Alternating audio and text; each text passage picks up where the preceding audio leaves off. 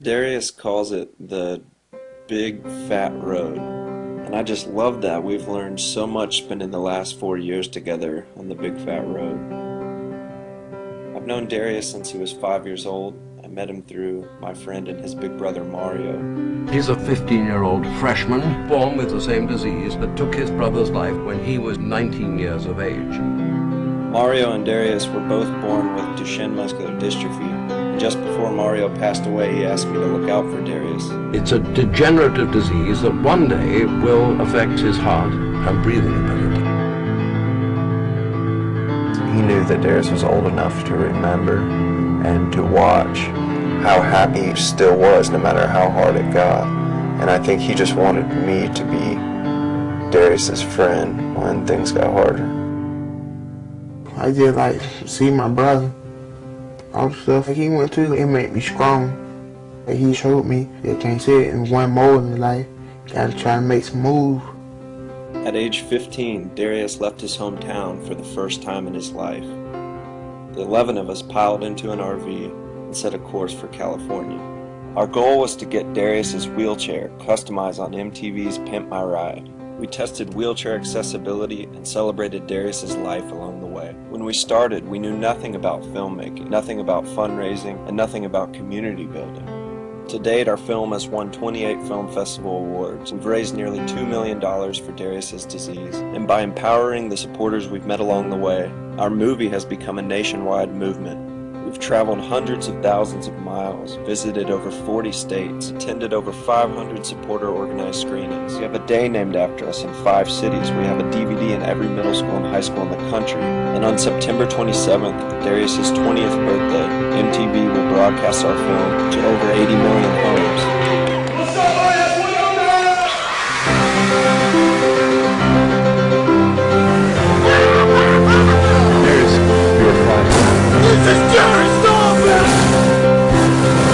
Great to see a video made by 2 TED Fellows.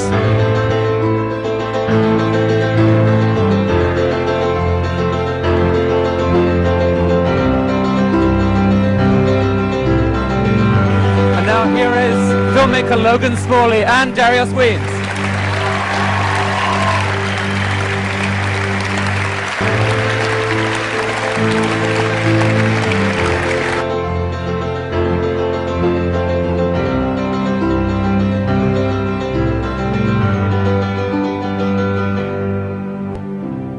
All the big fat roads, never seen them like that. Darius calls it the big fat road. The travel lifestyle, if I can do that all year round, I would do it. And we've learned together that the big fat road connects us all. I hope that I can see them places And again. when you truly realize what that means, when you see it through his eyes, Either way, I'm gonna be happy no matter what. I wanna live my life like I'm living. suddenly there's nothing that you can't do, and nowhere that you can't go. Somebody once asked me if I could tell Darius's brother Mario anything, what would it be? And I would tell him with all the pride in my heart that Darius goes west. Darius goes west!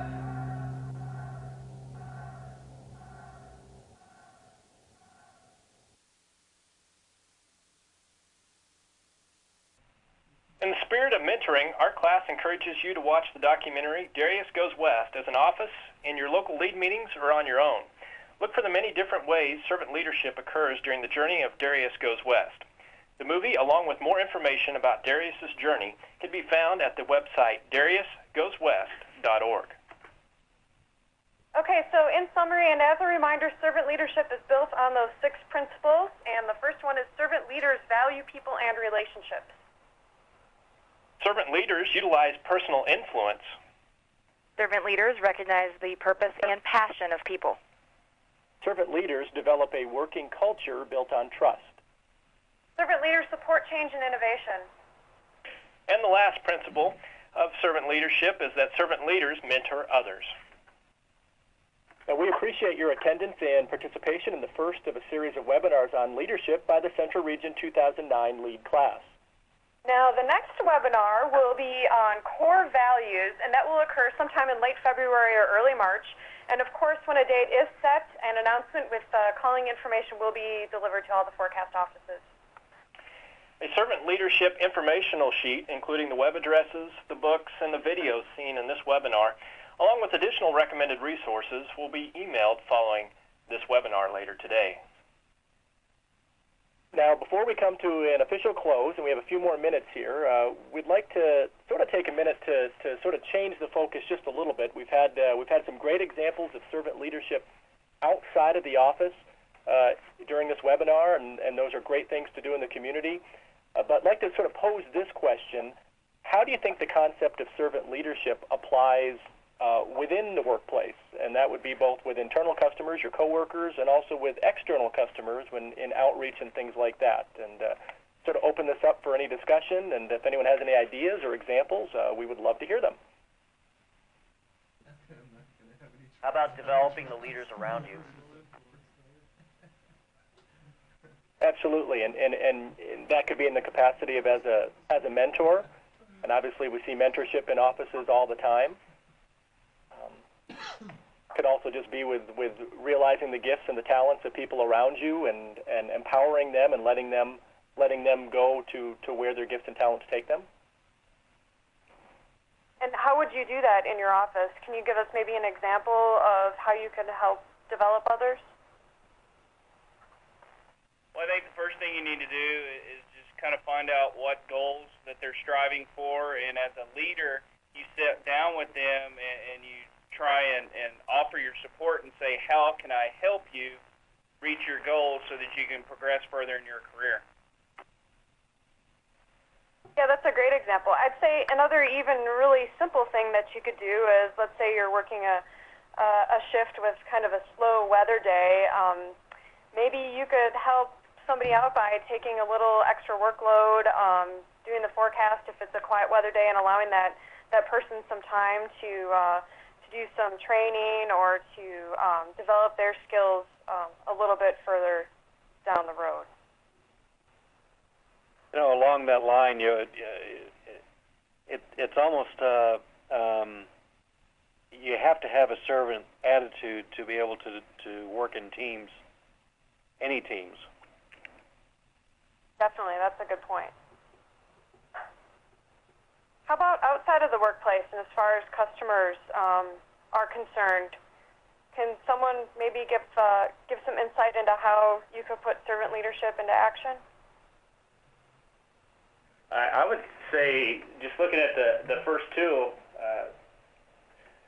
there's a lot of potential relationships out there that we have, and value our relationships we have with our partners and customers, emergency managers, media, all of those.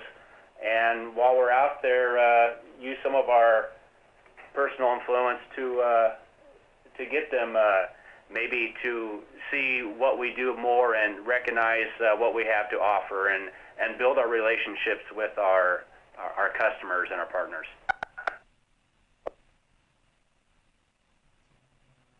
Another way is within the office,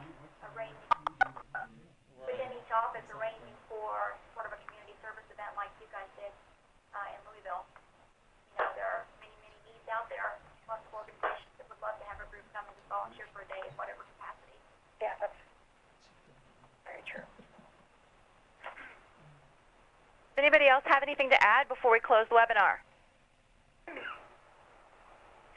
All right, well, it's about noon, so we want to thank you again for your participation. Now, just as a reminder, after you exit this webinar, please fill out the optional survey. We appreciate your feedback and comments on this session so we can improve the future webinars that we will be giving.